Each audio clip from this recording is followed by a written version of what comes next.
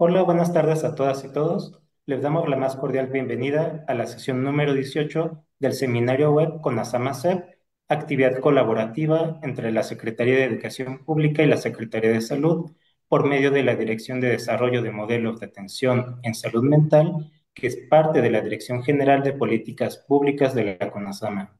La sesión de hoy se realiza con motivo de la conmemoración del Día Mundial para la Prevención del Abuso Sexual Infantil. Se trata de un problema con múltiples repercusiones en la salud de las víctimas, siendo incluso un factor determinante a lo largo del desarrollo de la persona. Es un tema complejo y que suele ocultarse. No obstante, un punto clave para su prevención y atención es que hablemos de lo que sucede. Es fundamental que podamos proteger a las niñas, niños y adolescentes. Para esta ponencia nos acompaña la maestra Marta Catalina Pérez González, especialista en salud mental y perito especialista en delitos sexuales. Les comento un poco sobre su trayectoria académica. Ella es licenciada en psicología por la Universidad de Guadalajara y maestra en psicología forense y criminológica. Cuenta con una sólida formación en intervención en crisis, incluyendo diplomados en evaluación y diagnóstico psicológico, primeros auxilios psicológicos, psicología en emergencias y derechos humanos y salud mental. Es especialista en atención telefónica en crisis para problemáticas diversas como violencia intrafamiliar y de pareja, suicidio y agresión sexual. Además, es reconocida conferencista nacional e internacional en eventos académicos sobre salud mental, primeros auxilios psicológicos e intervención en crisis. Su trayectoria profesional incluye haber sido psicóloga del Servicio de Intervención en Crisis en la línea telefónica del Instituto Jalisciense de Salud Mental y Adicciones, desde su fundación en 1994 hasta octubre de 2024. También se desempeñó como perito en psicología para el Consejo de la Judicatura del Estado de Jalisco, con experiencia en evaluación psicológica para casos de abuso sexual infantil, violencia de género, ciencias del comportamiento y victimología forense. Recientemente ocupó el cargo de directora de normatividad y coordinación institucional de la Comisión Nacional de Salud Mental y Adicciones, liderando el servicio de psicoorientación telefónica de la Línea de la Vida y el Programa Nacional para la Prevención del Suicidio. Tomando en cuenta todo lo anterior, es evidente que es una experta en el tema y que mejor que ella para hablarnos sobre la prevención del abuso sexual infantil. Y bueno, antes de cederle la palabra, les recordamos que en el chat se está colocando el link de formulario para asistencia, donde incluimos preguntas para conocer más sobre su opinión sobre la conferencia, sobre otros temas que les gustaría escuchar. Asimismo, les invito a utilizar el chat para ir colocando sus preguntas y comentarios que se van a leer en la segunda parte de la ponencia. Y pues muy bien, cuando guste, maestra, podemos comenzar.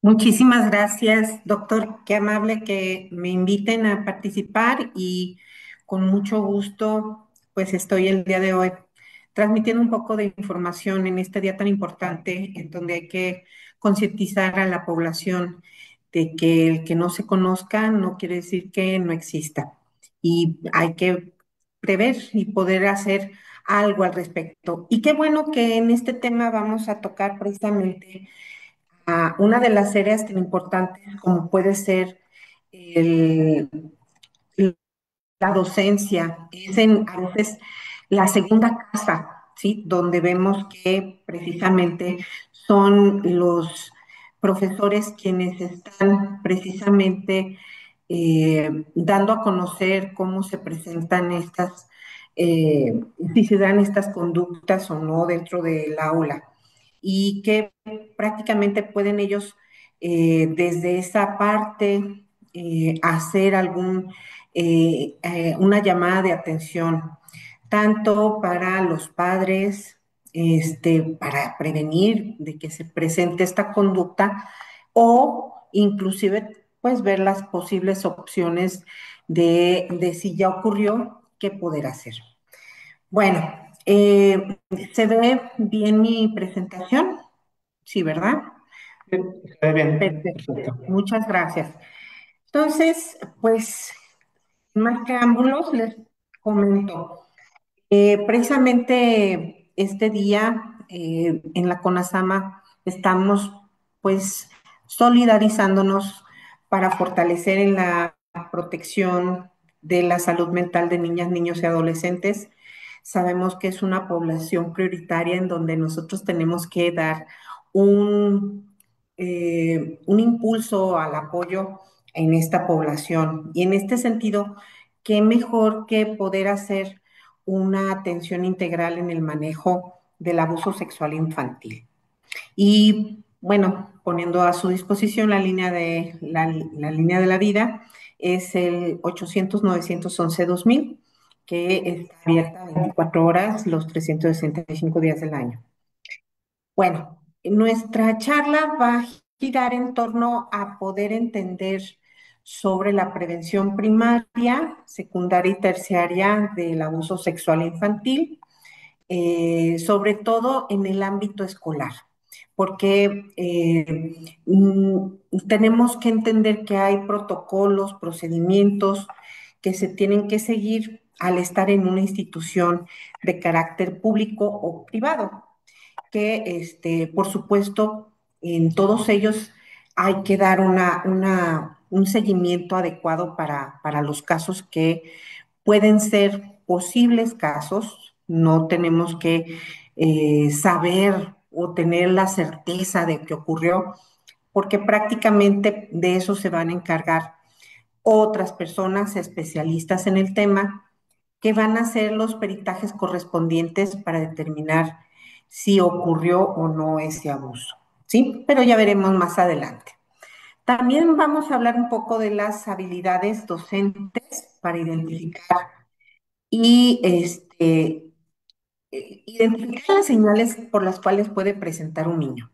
Creo que como docentes a cargo de un aula, llega a veces el tiempo de convivencia a dar a conocer cómo es que son los niños, ¿sí? Cómo se presentan niños, niñas o adolescentes, porque también jovencitos pueden estar en nuestras aulas, y cómo son sus características, sus conductas, y nosotros tenemos precisamente esa detección con solo verlos, con ver que algo cambió, pero tenemos que ser, les digo, muy cautos para detectar específicamente qué pudieran ser estas señales en cuestiones de una conducta sexual inadecuada, ¿sí? Y luego con ello no revictimizar y canalizar adecuadamente, porque suele pasar pues que en este proceso no tenemos la información, tenemos conflictos, nos genera toda una serie de imaginarios en las cuales pues la persona tiene una respuesta conductual. Sí, generalmente puede venir a su mente de pobrecito, ay, qué lástima, sí, claro, ha de ser el papá, ha de ser el novio de la mamá, va a ser un compañerito del mismo salón. Y no podemos nosotros generar una idea que pueda no estar cierta, ¿sí? Entonces, con ello, al canalizar y que los especialistas se hagan cargo, es ahí donde nuestra labor es lo mayor importante, ¿sí? No enjuiciar, no, tampoco minimizar, porque pasa también esa otra parte ay, este niño me está chantajeando, este niño realmente no está tan mal, ¿sí? Pero tenemos que tomar en cuenta que, pues en este tipo de circunstancias, nuestra actitud puede generar más daño. Además de implementar protocolos institucionales, porque cada protocolo está basado en líneas, normas, leyes que tienen que estar relacionadas, por ejemplo, con la Ley General de los Derechos de Niños, Niñas y Adolescentes. Esta ley surge en un contexto aquí en México donde pues sabemos que la educación está muy relacionada con eh, el castigo, ¿sí? La chancla. Y pues esta ley, al menos allá en Jalisco, se le conoció como la ley antichancla, que era precisamente rescatar los derechos de las infancias y la adolescencia para poner fin a estos maltratos psicológicos, físicos, sexuales, etcétera, que sabemos de estos tipos de violencia. Y precisamente esta ley viene a hacer el parteaguas y de ahí en adelante tener todo un manejo que armonice con otras normativas, como en este caso también la norma oficial mexicana 046, que esta está encaminada precisamente para el tema del abuso sexual y los lineamientos específicos que propone la SEP en cuanto a los protocolos de seguimiento y atención en casos de emergencias, ¿sí? También, como último punto, trataré de irme rapidito porque tenemos poco tiempo, proponer acciones de sensibilización a familias, en este caso, proponiendo pues un enfoque de género y de derechos humanos, tomando en consideración que los docentes puedan tener este mejor manejo con los padres de los alumnos que están atendiendo, ¿sí? Bueno, para entonces abordar el primer punto, nosotros tenemos que considerar que el objetivo en la prevención primaria es evitar que las situaciones de riesgo o los abusos ocurran, que prácticamente el aula sea un aula segura. Y claro, pensamos eh, dentro de lo que nosotros conceptualizamos como abuso sexual y se remite a violación, a, a cuestiones no sé, de alguna conducta de una relación sexual inadecuada, por supuesto, pero en este caso tenemos que tomar en cuenta que hay una amplia gama de conductas que pueden ser tomadas como abuso sexual, ¿sí? Por lo que sí habrá que considerar el abrir y no normalizar las conductas de acoso, hostigamiento, y así como los delitos sexuales, ¿sí?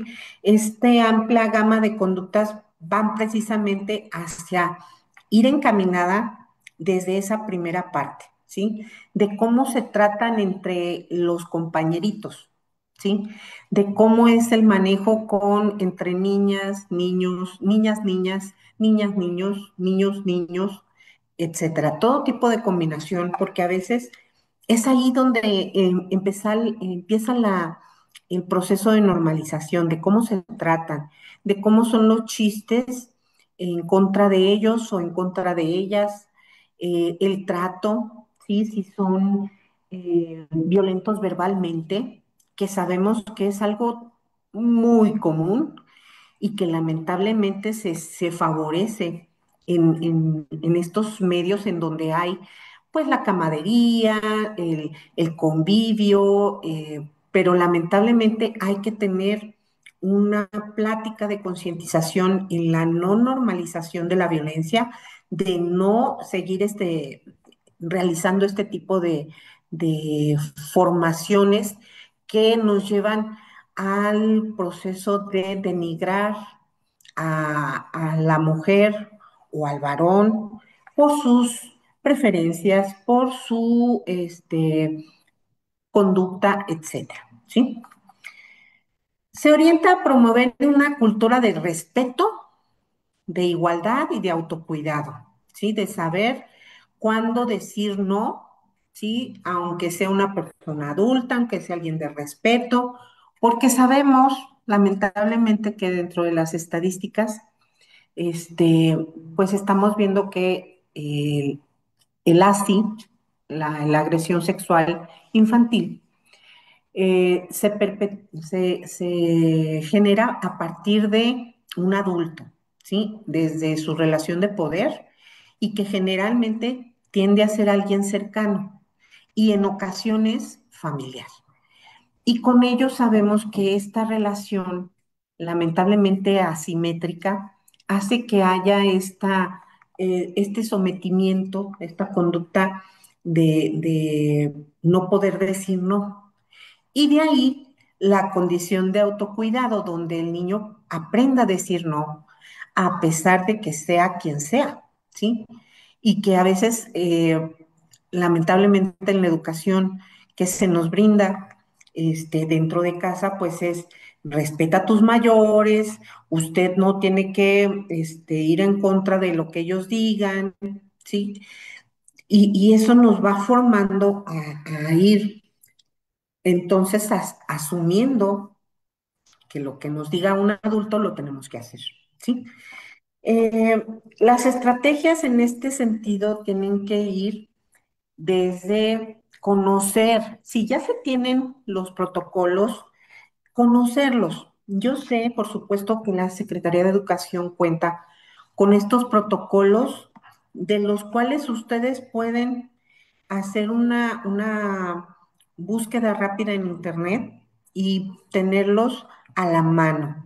O inclusive eh, quienes están como directivos en esa escuela pueden darle las directrices, brindarles la información, o inclusive el inspector de zona, de área, que tenga mucha mayor información para poder hacer un mejor manejo, ¿sí? Que no por desconocimiento se pueda dar una agresión sin que nosotros podamos hacer algo al respecto, ¿sí?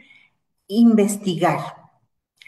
Y entonces conocer estos protocolos, implementarlos y poder hacer un uso adecuado de los mismos.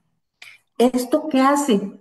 Que haya un manejo adecuado por parte del docente, de los que conocen del caso, y que esto les pueda ser hasta de garantía para la protección porque ellos hayan hecho un adecuado seguimiento. Porque a veces, lamentablemente en la ley, mucha gente no hace nada y cree que pues esa no le toca hacerle, ¿sí? Pero lamentablemente sí hay una repercusión.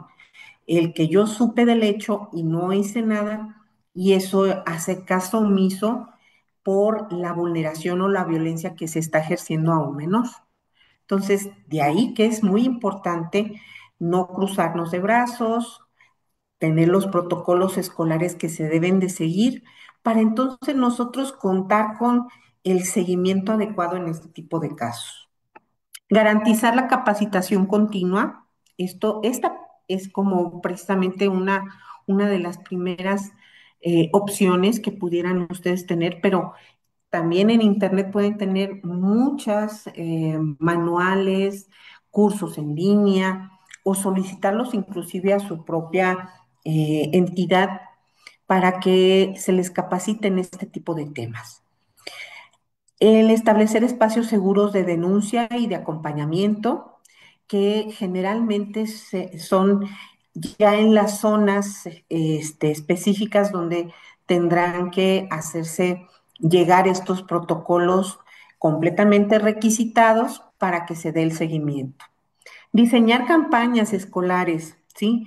Si sabemos que ya se están dando muchos de estos casos, pues es importante hacer como un alto en el camino y hacer una campaña permanente o semipermanente, como lo vean, concientizando a los alumnos, a los docentes, a los administrativos, a los papás, de qué hacer en este tipo de casos, ¿sí? Sobre el derecho a la integridad corporal, el consentimiento y el respeto mutuo, ¿sí? Que generalmente habla de una aula sin violencia. En esta prevención primaria tenemos que entonces incorporar educación integral, ¿sí? Sexual integral. Prácticamente en nuestros libros, pues viene la información que deberá de contener y hablarse, al igual que tomar en consideración esto para los temas en la escuela para padres y decir pues que es importante hablar de estos temas, porque a veces con el si no lo digo, no existe, como si yo cerrara los ojos al mundo, pero esto no ayuda a nuestros hijos. Lamentablemente a veces son temas escabrosos que debemos de tocar para precisamente hacer que ellos empiecen a tener y ejercer su derecho de autocuidado. Claro que ellos no se van a hacer policías o van a poder repeler las agresiones con solo quererlo, no, pero pueden decir no, pueden denunciar, pueden acudir con quien más confianza tienen y comentarlo, ¿sí?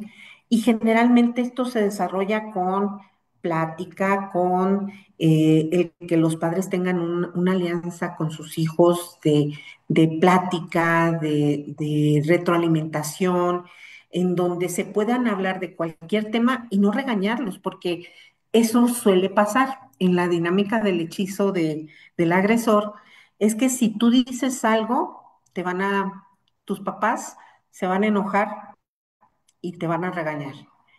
Y, y ándale que si él empieza a hablar de, oye, es que fíjate que en la escuela me pasó algo, a ver, y se empieza el papá como a enojar, a sulfurar, y entonces el niño lo que hace inmediatamente es replegarse. No, no, no, no pasó nada. Es que me caí, pero pues nada más eso, evitando tocar el tema. O si lo dijo, decir, no, no fue cierto, lo inventé, no, no pasó, ¿sí? Porque temen mucho a las represalias del papá y obviamente ya se logró el hechizo lanzado por el agresor. Lamentablemente esa es una forma en que se mantiene en secreto este abuso por mucho tiempo. Esa es lamentablemente una de las consecuencias de no prevenir a tiempo. Al darse la agresión, generalmente es el niño guarda silencio, guarda secreto, y entonces pasan, no es de una sola ocasión, sino a veces es una agresión constante que puede ser semanal, quincenal, mensual, por, no sé, de uno, dos hasta 10 o 15 años, dependiendo de lo que el sujeto logra poder decir algo al respecto y salir de esa dinámica de abuso, ¿sí? También tenemos que promover las habilidades socioemocionales, que tienen que ver con su autoestima, cómo eh, se desarrolla esa posibilidad de comunicarse con los demás. Trabajar con familias y cuidadores en estas sesiones informativas, talleres de crianza positiva, prevención del grooming. En este sentido, también cuando están en contacto con las computadoras, con el Internet, sabemos que ese es otro nivel de acceso digital que pensamos, bueno, pues ¿qué de malo puede pasar en ese lugar? Pues lamentablemente hemos visto que son eh, influenciados, ¿sí? A que tomen decisiones, se salgan de casa, acudan a conocerlos en lugares pues en donde ya se dan cuenta de que no es la persona, no es el niño con el que estaba hablando, y se puede dar un proceso de secuestro y agresión posteriormente, ¿no? Entonces sí hay que hablar de estos contextos nuevos en donde se puede presentar la agresión.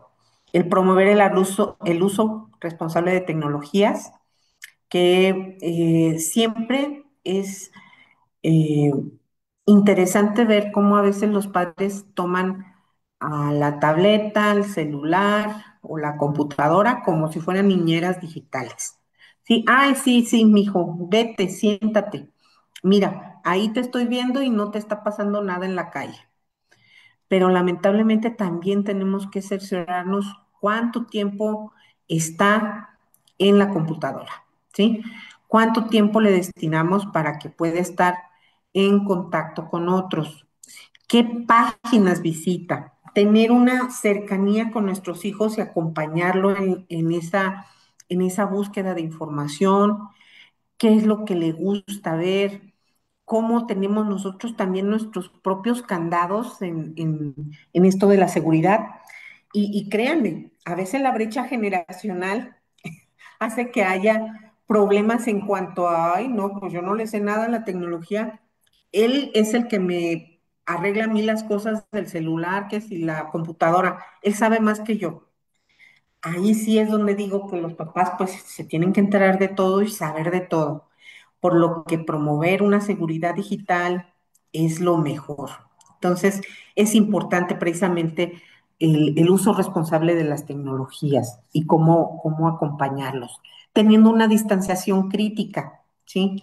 De eso que está pasando ahí, pues es, imagina que antes pues no teníamos celular y pues lo que hacíamos era gritarlo, se sabía en el grupo, se sabía con los amigos, se sabía en la cuadra, pero nada más. Pero aquí es exponencial porque quiere decir que mucha gente en muchos contextos se llegan a enterar de esto que está pasando. Entonces, sí es importante y sí es necesario que se toque.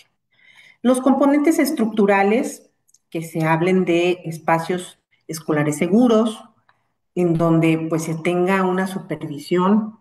Sabemos que el ser docente pues es pesado, pero es una de las labores más loables, más, yo digo, más cercanas a la infancia y las niñeces y la adolescencia, porque de ahí es que muchas personas se forman y se transforman, ¿sí? Porque a veces pueden vivir la violencia en casa, pero en la escuela es donde logran tener un refugio, ¿sí? Un lugar en donde se escapan en ese momento de lo que está pasando fuera, ¿sí? Por eso es a veces tan importante estos momentos y sé lo comprometido que pueden estar los profesores, maestros, docentes en cualquier nivel porque precisamente hay que tener un don de gentes para eso, ¿sí?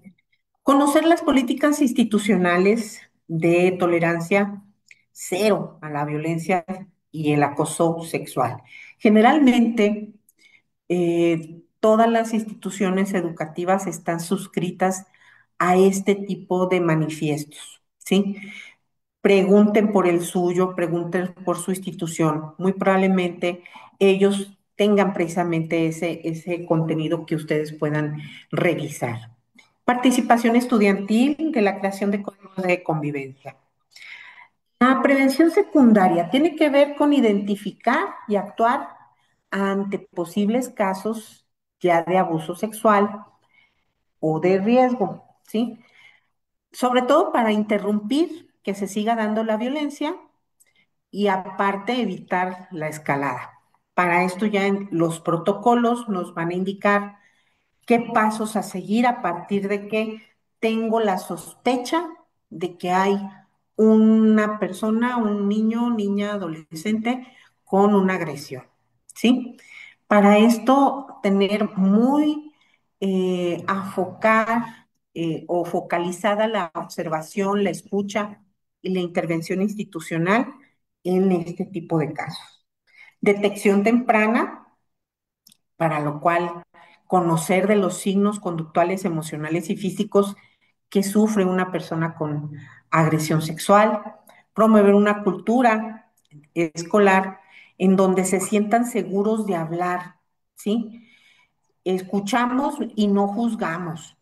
Esta es una gran máxima que nos han enseñado como tipo meme en las redes, precisamente en donde a veces tengo miedo de hablar por cómo se vaya a pensar de mí, qué vayan a decir de mí.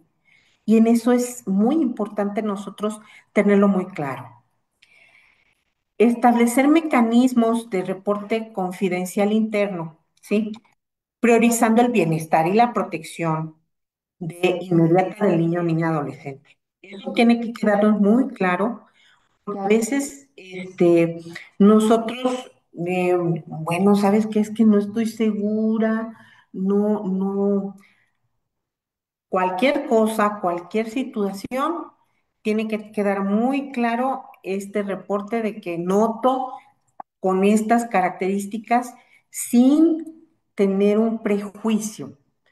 Y un prejuicio tiene que ver con lo que yo pienso que pasó, dándole una interpretación. No es, yo lo veo cabizbajo, no sale al recreo, ya no quiere convivir con los compañeritos. Ese tipo de descripción me habla de, no, sí, en su casa ya está pasando algo. No, simplemente describiendo los hechos, ¿sí? Seguimos con una intervención inicial en donde tenemos que escuchar si es que el niño ya se acerca y empieza a platicarnos, por supuesto que estar atentos, escuchar con empatía, ¿sí? Sin interrogar, no cuestionar, simplemente escuchar, ¿sí? Y registrar lo que sea esencialmente necesario, sin reinterpretar lo que dice el menor, simplemente cómo se dio. Notificar de inmediato a la autoridad competente y activar el protocolo, en este caso de la institución, correspondiente. Evitar toda acción que implique revictimizar y sobre todo que no se exponga públicamente o no se le confronte, ¿sí? Porque en ese caso, al confrontar con el agresor, a ver, dile si sí, sí lo hizo o no lo hizo, con una prueba de verdad. No. En este caso, eso sería generar una revictimización. Coordinación interinstitucional, perdón, donde se activen los canales de protección que tiene que ver con las procuradurías de protección de niños, niñas y adolescentes. Estas generalmente están anidadas dentro del Sistema Nacional del Sistema DIF. eh, Tienen las procuradurías de la familia al interior o inclusive los CIPINA dentro de sus actividades a nivel estatal están los programas PRONAPINAS que tienen precisamente este seguimiento de los casos o inclusive el hacerse llegar de los directorios a los cuales tendrán que poder solicitar información, ¿sí? Les digo, sobre este tema tenemos mucho, pero tenemos que partir desde lo que hay en casa, ¿sí? Documentar todo el proceso de detección y qué intervención, cuándo se hizo, por quién se hizo, garantizando la confidencialidad y la trazabilidad. Esto de trazabilidad es desde que lo detecto hasta que se atiende, yo tengo que estar presente porque es una parte del tramo que yo realicé, que yo di a conocer para que el niño ya no sufra de esa agresión, ¿sí? La prevención terciaria tiene que ver con reducir el impacto del abuso ya ocurrido, ya sucedió y créame que lamentablemente a veces esto se da porque la misma víctima guarda silencio y no nos dimos cuenta, pasó de noche esa información y eso nos dejó pues la posibilidad lamentablemente de un sujeto que no ha trabajado con este tema. Por lo que tenemos que ver cuando lleguen a nosotros y platiquen qué pasó, cómo podemos favorecer la recuperación de ese niño, ¿sí? Niño, niña, adolescente, para que obviamente se prevenga nuevamente que se revictimice o se repita el evento, ¿sí? Aquí, pues, obviamente tenemos que robustecer nuestros directorios para canalización en casos de este tipo de problemática, los servicios de atención psicológica, y médica especializados, públicos o institucionales. Si ustedes cuentan con algún lugar, un gabinete psicopedagógico, eh, con la dirección, con el área de inspección de área, etcétera, como sea el manejo que es dentro de su institución escolar se incluye en ese protocolo. Proveer acompañamiento terapéutico, en este caso, se tiene que identificar y concientizar a los papás de que es importante que el niño tenga una derivación en psicoterapia, ¿sí? Para que tenga un trabajo en el trauma, prevención del trauma y el manejo adecuado de las emociones, ¿sí? Igual, esto de forma respetuosa, sobre todo con la forma en que el niño está presentando este tipo de conductas. Fortalecer la red de apoyo familiar, promoviendo vínculos protectores y evitando culpabilizaciones, ¿sí? Porque suele pasar. ¿Cómo no me di cuenta? Soy su mamá. Yo debería de estar al tanto de todo. ¿Qué dejé pasar? ¿Cómo? ¿En qué momento? Todas las preguntas llegan de golpe a esos padres atribulados o inclusive a los propios docentes de qué pudo haber pasado que no me di cuenta.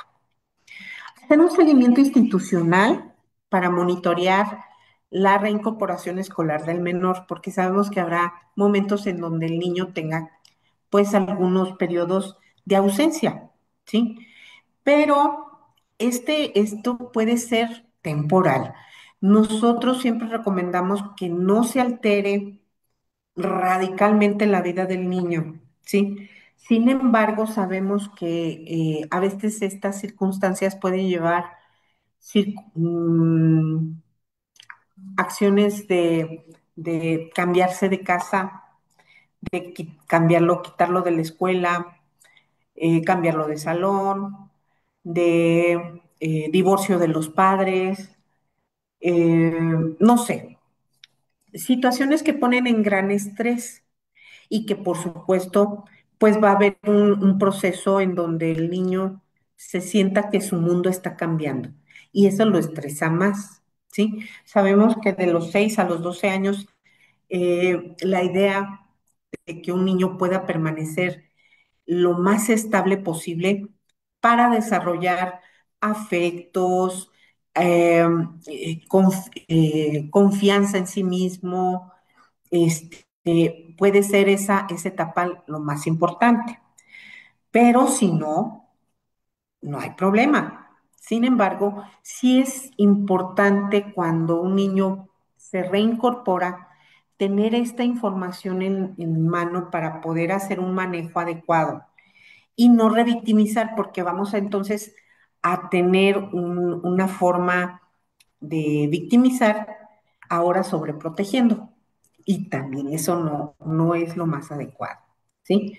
No discriminar, aumentar ajustes razonables para garantizar su bienestar emocional y continuidad educativa.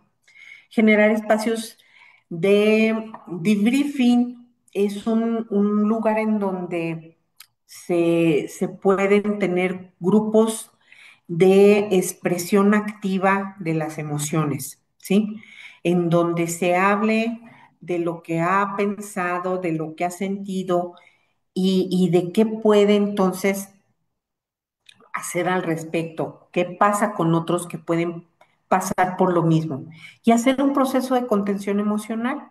Ese es el objetivo de ese grupo, el tener esa salida catártica, pero después hacer un proceso de contención emocional para seguir funcionando, ¿sí?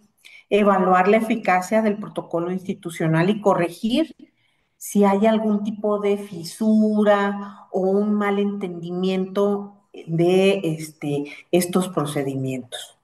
Medidas de no repetición, obviamente, sancionar las omisiones o conductas negligentes de cualquier autoridad.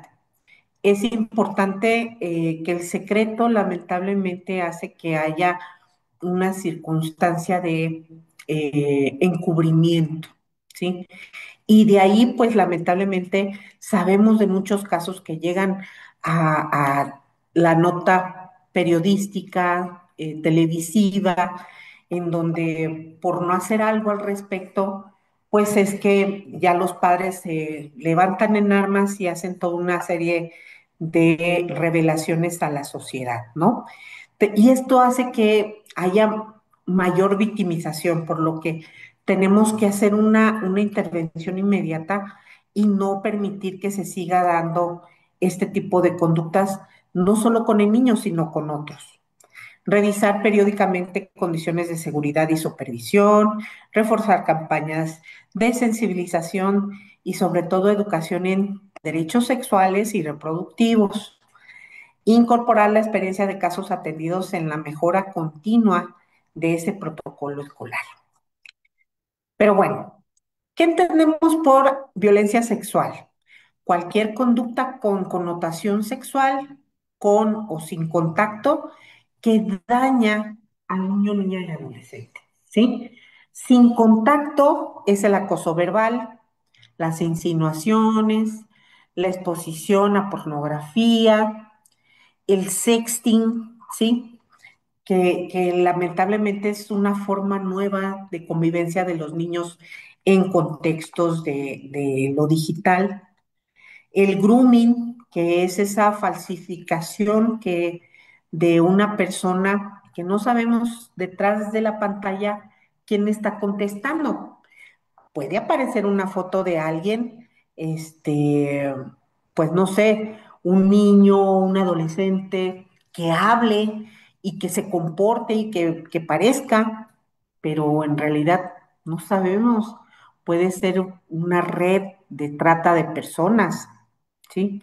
Que esté precisamente enganchando a quienes tienen un perfil generalmente que se conectan mucho, que pasan mucho tiempo solos, no hay supervisión, que pueden salir de casa sin ningún tipo de límite, ¿sí?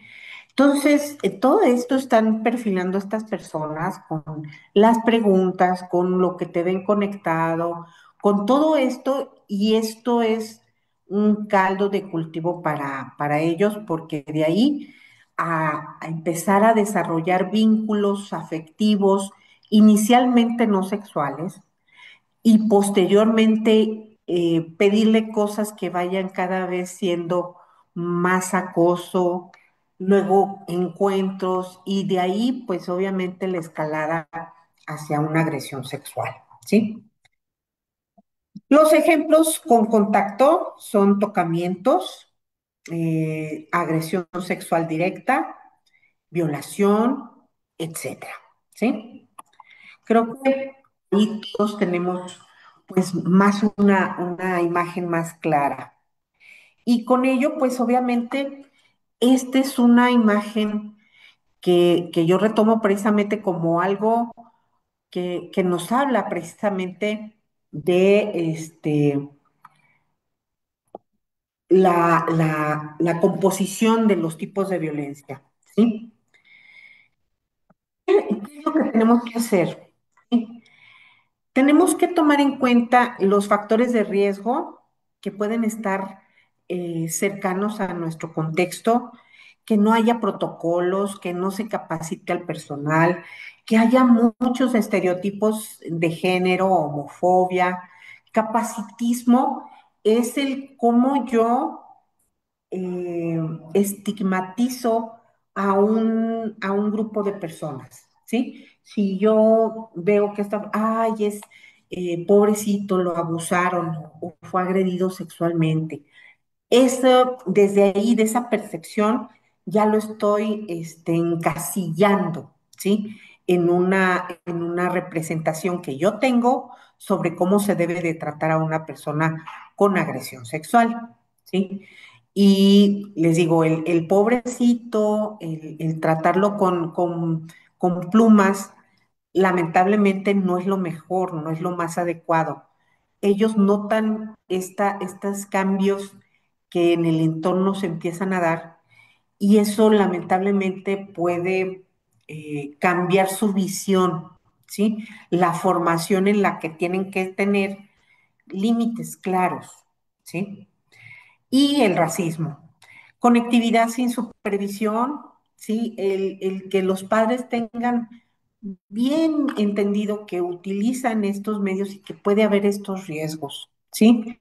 Antecedentes de violencia, si es que hay algún tipo de problema dentro de casa, si hay consumo de sustancias por parte de gente cercana al niño. Y los factores de protección, un clima escolar seguro, una escuela libre de violencia, educación sexual integral con enfoque de derechos humanos y participación estudiantil y redes de apoyo, ¿sí? ¿Qué tanto pueden tomarse decisiones también desde la base escolar? No nada más de los directivos, de los padres de familia, sino que también se tomen en cuenta las opiniones de los jóvenes, niños, niñas y adolescentes, no nada más jóvenes, perdón.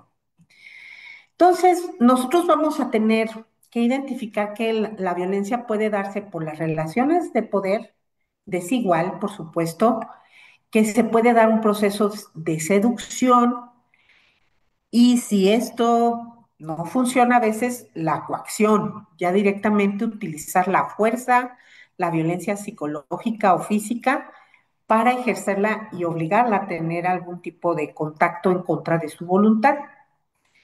Y o el miedo, la violencia psicológica que se da posteriormente de que guarden el secreto, el que es que te tomé fotos y si tú dices algo los voy a dar a conocer, que sabemos que esto también ya se propuso como una ley para evitar precisamente el utilizar los chantajes de la pareja o las exparejas con enviar información íntima de ellas.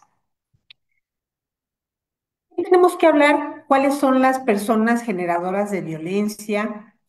Pues generalmente este perfil, les digo, es alguien cercano, alguien que está en el ambiente del niño y lamentablemente son adultos que están en estos medios, padres, madres, abuelos, tíos, gente cercana, familiar o no familiar, el sacerdote, el entrenador, el docente, el X. Generalmente nosotros pensamos en que pueda ser alguien que no lo imaginamos. Si es una persona que puede tener una características de normalidad, pero lamentablemente desconocemos de cuáles sean sus conductas fuera del foco social, ¿sí? Por lo que tenemos que tomar muy en serio cuando un niño o niña adolescente nos dice qué está pasando. Estas relaciones de riesgo y de protección van a ser desde lo individual hasta en la relación, la comunidad y la sociedad. Estas van a irse amplificando o reduciendo dependiendo en dónde se encuentren. ¿Cuáles son los niños con mayor riesgo? Aquellos que presentan una menor capacidad de resistirse, porque no tienen supervisión, están solos mucho tiempo, son niños tímidos que han sido educados para respetar a sus mayores, para no decir nada. ¿Sí me entienden? Son niños apocados, ¿sí? Como en ese tipo de casos aún no se ha desarrollado el habla, por ejemplo, cuando son niños ya muy pequeños, que estamos hablando preescolares o inclusive más chicos, que tienen un retraso en su desarrollo, impedimento físico o psíquico, aquellos que padecen de que no haya afecto familiar, ¿sí? Y se sienten halagados, etcétera. Entonces, sí hay complicaciones y eso pues nos va dejando lamentablemente una serie de problemáticas. eh, Sé que hay mucho que hablar, ¿sí? Desde quiénes son los los abusadores y los quienes puedan estar eh, dándonos este tipo de conductas. Pero lo que sí es importante es tener conocimiento de cambios bruscos de su conducta, que el niño presente conductas sexualizadas en etapas en donde no se tiene que presentar ese tipo de condiciones. Regresiones, niños que de tener una edad empiezan a irse a etapas en donde eran más pequeños, por ejemplo, que se chupe el dedo, pierda el control del esfínteres, sí, que empiece a hablar chillado.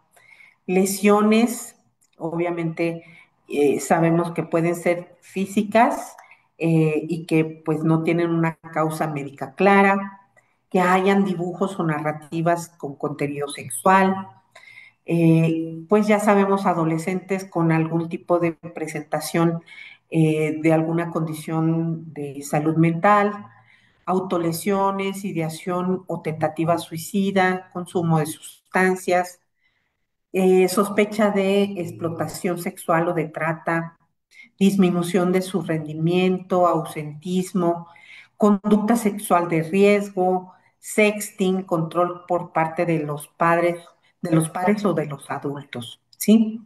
Puede haber muchas consecuencias, generalmente desde el trauma, embarazos no deseados, conductas suicidas, la muerte del niño por suicidio, eh, abortos clandestinos y que con ello, pues lamentablemente se dé una muerte, en fin, puede haber una serie de consecuencias lo más extremo posible. Pero es importante que ustedes indaguen los primeros pasos, el que se dé una escucha de seguimiento, proteger la integridad del niño, saber qué poder hacer ante estas situaciones, poder enfatizar sobre la comunicación en ellos, el tener derecho a decidir sobre su cuerpo y quién o no toca parte de su cuerpo, brindarle seguridad, dejar en claro desde los tres que ya no necesitan ayuda de los demás, tienen que ser independientes, enseñarle a cuidar sus partes íntimas, enseñar la diferencia entre los buenos secretos y los malos secretos, confiar en sus instintos como padres, como docentes, ¿sí? En fin, dejo por el momento para dar una ronda de preguntas. Y traía mucho material, platicaba con los organizadores que de esto nosotros tenemos diplomados a dar para diferentes momentos, pero creo que es más rico compartir desde sus dudas y quedo a sus órdenes. Muchísimas gracias.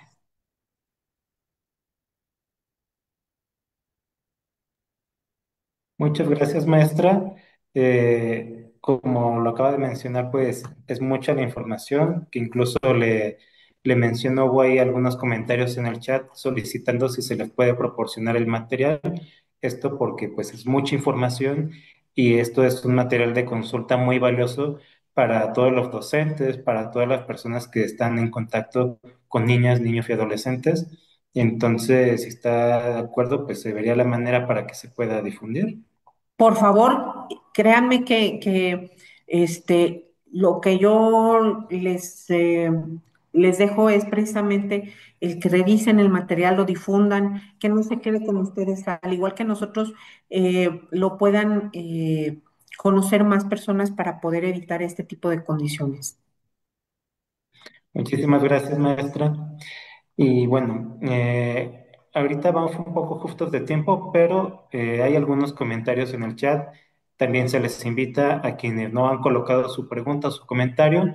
En este momento lo pueden escribir y en la medida de lo posible se les va a dar respuesta. Entre las preguntas que colocaron, hay quien menciona el 80% de nuestros estudiantes no los podemos controlar con respecto a la tecnología, ya que ellos tienen acceso a celular y en el acceso al celular viene a contenido con violencia, contenido sexual. ahí como docentes, ¿qué es lo que podría hacer uno? ¿Qué es lo que se invitaría a hacer en ese tipo de situaciones?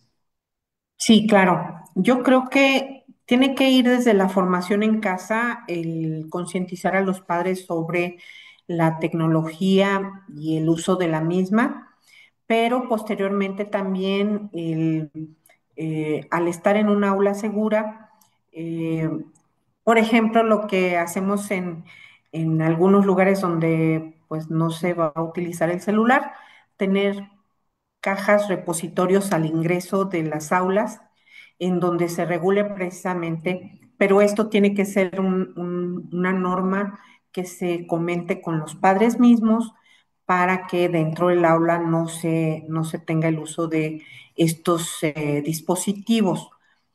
Pero más que ser punitivos, también tener estas campañas de sensibilización con ellos para poder ejemplificar precisamente que todo lo que ellos están revisando y esos contenidos les van forjando, pero tener una distanciación y tiempos, límites en el manejo de de este tipo de dispositivos para que no se vean completamente adictos a la internet o a los dispositivos.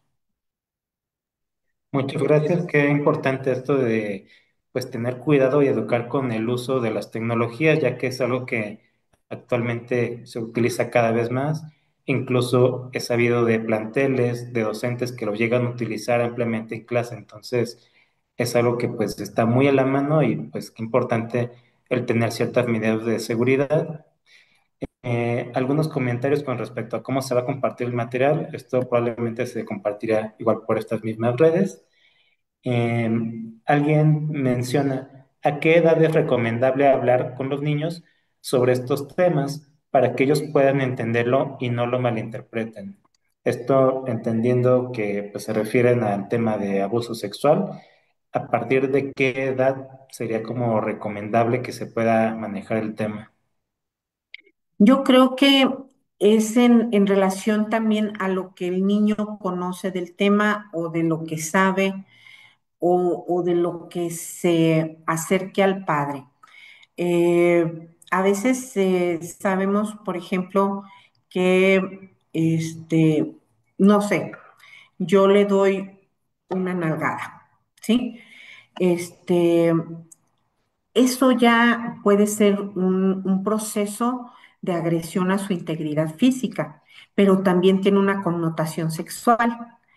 Y desde ahí nosotros, al tener estos cursos de concientización con perspectiva de género y derechos humanos, les explicamos precisamente como desde qué tipo de conductas podemos empezar a hablar que van incrementando y naturalizando la violencia.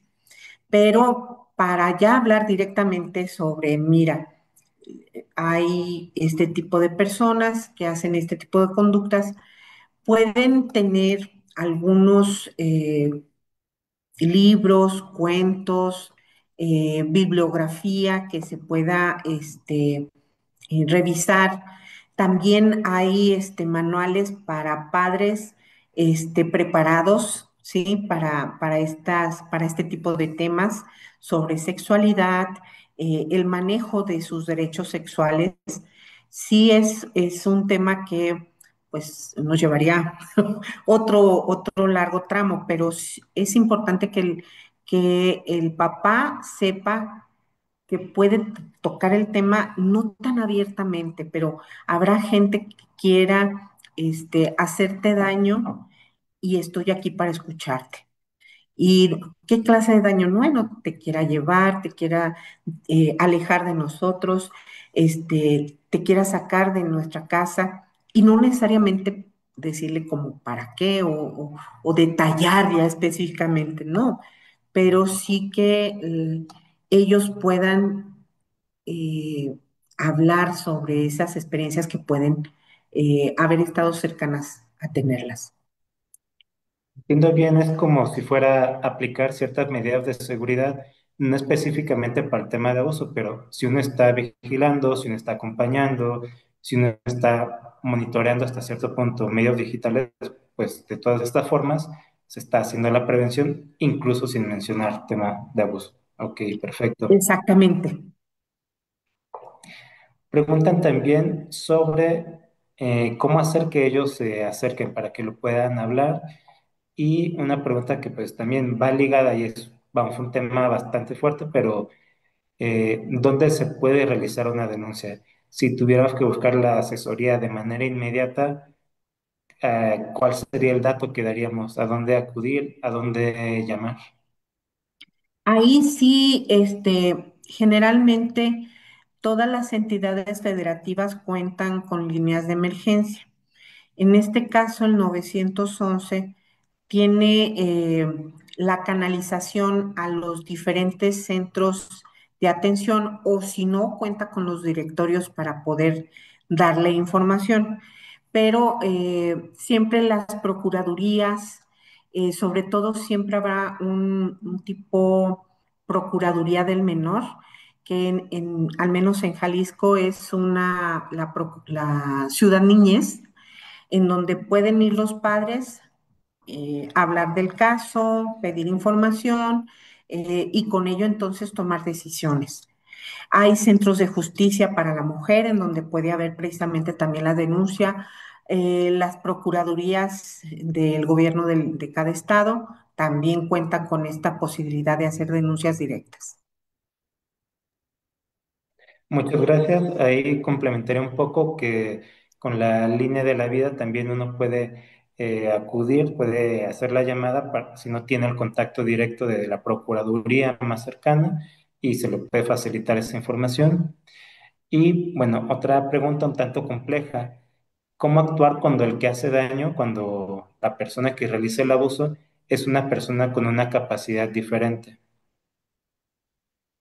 Híjole, ahí tendríamos que identificar la competencia, porque el que la persona lo haga, pero tiene esa capacidad disminuida o haya un problema con ello, se tiene que valorar. Nosotros tenemos que hacer el proceso de denuncia, así sea un niño de la misma edad o edad menor o adulto, quien sea, que eso ya se valorará directamente en los peritajes, porque lamentablemente eso me dice que muy probablemente el niño agresor, niño o niña agresora, también está siendo agredido. Entonces, creo que esta conducta nos está hablando precisamente de una expresión inadecuada de la sexualidad que muy probablemente él esté viviendo. Y ahí retomando justo uno de los puntos que mencionaba, que si llegan a tener cierto tipo de juegos con una índole sexual y que son niños, pues realmente algo está sucediendo. Entonces, muy importante tener eso en cuenta. Igual en otro de los comentarios preguntan si se va a quedar grabada la sesión. Sí, queda grabada la sesión y la van a poder revisar durante varios días. De igual manera se les recuerda que en el YouTube de Conasama, ahí están todas las sesiones de este seminario para que las puedan revisar. Si hubo algún tema que quisieran revisar con un poco más de detenimiento, igual ahí pueden revisar el contenido. Y pues bueno, me parece que es un tema sumamente complejo, algo muy amplio. Yo creo que fácil podrían ser 4 o 5 sesiones sobre este mismo tema y aún así nos quedaremos con la duda de uno que otro detalle, pero bueno. Eh, Les recuerdo que está el formulario para que puedan hacer su registro y bueno, alguna última palabra, conclusión, alguna reflexión final que nos quisiera proporcionar, maestra. Sí, claro. Generalmente el problema que tenemos nosotros como investigadores en el área es el silencio de las personas buenas. Generalmente de eso es que ellos, los agresores, echan mano para poder seguir haciendo de las suyas. No nos quedemos callados. Muchas gracias. Excelente, maestra. Un mensaje muy claro y pues, algo muy certero, algo que de verdad pues, se tendría que contrarrestar, el que sí se hable, que se alce la voz.